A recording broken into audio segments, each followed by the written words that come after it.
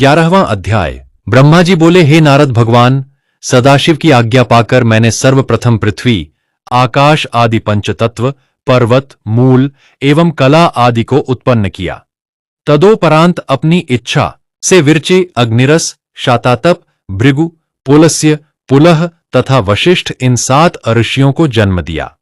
फिर मैंने अपने प्रत्येक अंग से तुम अर्थात नारद, कद्रम एवं दक्ष आदि 10 पुत्रों को उत्पन्न किया। फिर स्तन से मनुष्य, पीठ से पाप और अन्य अंगों से प्रीति, तृष्णा आदि को प्रकट किया। तदोपरांत क्रमानुसार नक्षत्र, दिशा, दिक्पाल एवं चंद्रमा आदि को उत्पन्न किया। परंतु अपने द्वारा उत्पन्न की हुई उस तामसी सृष्टि को देखकर मुझे अत्यंत चिंता हुई। रात्रि के कारण अब मुझे भूख लगी और मैं राक्षस यक्षादि को खाने के लिए दौड़ा। उस समय मैंने अपने शरीर को भयंकर बनाकर काल को उत्पन्न किया।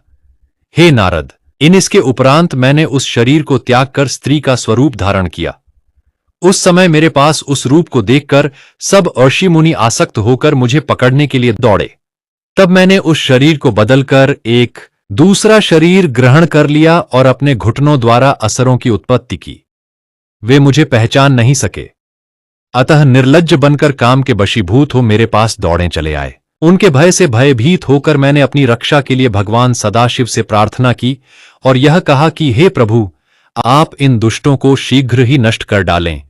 मेरी प्रार्थना सुनकर भगवान भूतनाथ ने अप्रकट रूप से मुझे यह आज्ञा दी कि तुम अपने इस शरीर को बदल डालो। तब मैंने उनकी आज्ञा अनुसार अपने शरीर को फिर बदल दिया। जिस समय मैंने शरीर को बदला वह समय सायंकाल कहलाया। उसमें संपूर्ण असुर अचेत होकर गिर पड़े। तदोपरांत मैंने मनुष्य की सृष्टि की। मैंने दूसरा स्वरूप धारण कर राक्षस, गंधर्व, यक्ष, गुह, किन्नर, किमपुरुष, विद्याधर, ईश्वर, भूत, प्रेत आदि तथा स्त्री को उत्पन्न किया। परंतु इन जीवों की उत्पत्ति से भी मेरे हृदय को प्रसन्नता प्राप्त नहीं हुई। हे नारद, इसके उपरांत मैंने शिवजी की इच्छा से हाथी, सिंह, बैल आदि बुद्धिहीन जीवों को उत्पन्न किया। इस सृष्टि को उत्पन्न करने के पश्चात मैंने यह विचार किया कि यह लोग क्या काम करेंगे। यह सोचकर जैसे ही मैंने शिवजी का ध्यान किया तो चारों वेद उसी समय मेरे द्वार उत्पन्न हो गए।